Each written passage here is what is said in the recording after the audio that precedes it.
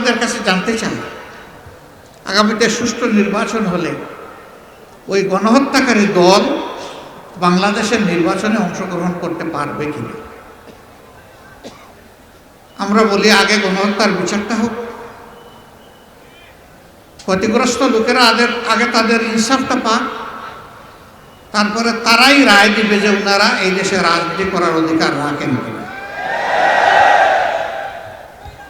রাজনীতির নাম যদি গণহত্যা হয় তাহলে এমন দল বাংলাদেশের জনগণ বরদাস্ত করবে না। রাজনীতির নাম যদি জনকল্যাণ হয় তাহলে জনগণ যাকে পছন্দ করবে তাকে বরণ করে নেবে। আওয়ামী লীগ প্রমাণ করেছে তারা কোনো রাজনৈতিক দল নয়, বরঞ্চ গণহত্যাকারী একটা সিন্ডিকেট। আমরা যা বললাম আওয়ামী লীগ আদালতে গিয়ে তা প্রমাণ করুক যে আমাদের কথা সত্য না মিথ্যা। আমরা আওয়ামী লীগকে আহ্বান জানাব, প্রিয় ভাইরা, সবচেয়ে বেশি কষ্ট দেওয়া হয়েছে জামাত ইসলামীকে। একে একে নেতৃবৃন্দকে ফাঁসি দেওয়া হয়েছে। কোরআনের পাখি দেলোয়ার হোসেন সাইদি রাহিমাহুল্লাহ সহ লোকগুলাকে মৃত্যুর দিকে ঠেলে দেওয়া হয়েছে। অসংখ্য লোককে গুম করা হয়েছে, পঙ্গু করা হয়েছে, ঘরবাড়ি বিধ্বস্ত করা হয়েছে।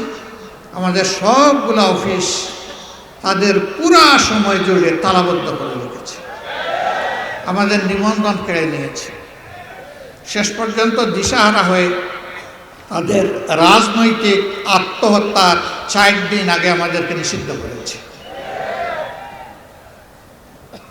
আল্লাহর দরবারে লাখো শুকরিয়া। যারা আমাদেরকে 1 আগস্ট নিষিদ্ধ করলেন, আল্লাহ তাদেরকে মানুষের মনের ভিতরে নিষিদ্ধ করে দিলেন মাত্র 4 দিন আগে। এখানে আমাদের কোনো বাহাদুরি নেই। অনেকে এই আন্দোলনের কৃতিত্ব দাবি করেন, আবার অনেকে এই আন্দোলনকে মানতেও পারেন না। আমরা বলি যে এই আন্দোলনের মূল কৃতিত্ব আল্লাহ রাব্বুল আলামিন। তিনি জাতির সন্তানদেরকে হিম্মত দিয়েছিলেন বুক সোজা করে দাঁড়াবার, গুলি বুকে পেতে নেওয়ার। তা আল্লাহর পছন্দ হয়েছে, মঞ্জুর হয়েছে, কবুল হয়েছে।